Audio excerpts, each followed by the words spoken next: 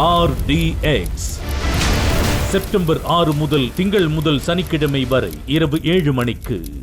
மிலாது நபி பண்டிகையொட்டி தமிழகத்தில் அரசு டாஸ்மாக் கடைகளுக்கு விடுமுறை விடப்பட்டுள்ள நிலையில் ஈரோடு மாவட்டம் கோபிச்செட்டிப்பாளையம் அருகே கரட்டூர் பகுதியில் வனப்பகுதிக்குள் கள்ளசந்தையில் மது விற்பனை நடைபெற்று வருகிறது.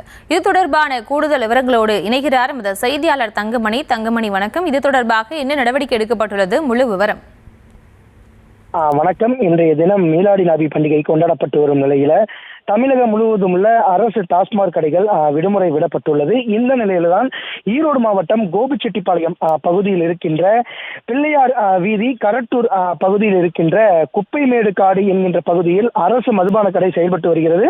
இந்த மதுபான கடையும் இன்று விடுமுறை விடப்பட்டுள்ள நிலையில அந்த மதுபான கடைக்கு அருகில் அடர்ந்த காட்டு பகுதியில தற்போது சுமார் 150க்கும் மேற்பட்டோர் தற்போது மதுபானங்களை குடித்து வருகின்றனர். தொடர்ந்து சட்டவிரோதமாக தற்போது மது விற்பனை என்பது நடைபெற்று வருகிறது. அரசு டாஸ்மாக் கடைகளில் 200 ரூபாய்க்கு விற்கின்ற குவார்டர் தற்போது இந்த கள்ள சந்தையில 400 முதல் 600 ரூபாய் வரை என்பது விற்பனையாகி வருது. தொடர்ந்து காலை முதலே இருந்து சுமார் 150க்கும் மேற்பட்ட இளைஞர்கள் பெரியவர்கள் தொடர்ந்து சட்டவிரோத மது விற்பனையில தற்போது ஈடுபட்டு வருகின்றனர். தொடர்ந்து காவல் நிலையம் கோபி காவல் நிலையம் 1 கிலோமீட்டர் தூரத்திலே இருக்கின்றது. அந்த 1 கிலோமீட்டருக்கு முன்புதான் தற்போது இந்த சட்டவிரோத மது விற்பனை என்பது நடைபெற்று வருகிறது. தொடர்ந்து காட்டுப்பகுதி என்பதால் தற்போது எந்தவித அசம்பாவிதங்களும் நடைபெறலாம் என்ற குற்றச்சாட்டு தற்போது எழுந்திருக்கின்றது. சட்டவிரோத மதுபான விற்பனையில் ஈடுபடும் நபர்களை உடனடியாக போலீசார் கைது செய்து நடவடிக்கை எடுக்க வேண்டும் என்பது கோபி சுற்றுவட்டார பகுதி சமூக ஆர்வலர்களின் கோரிக்கையாக உள்ளது.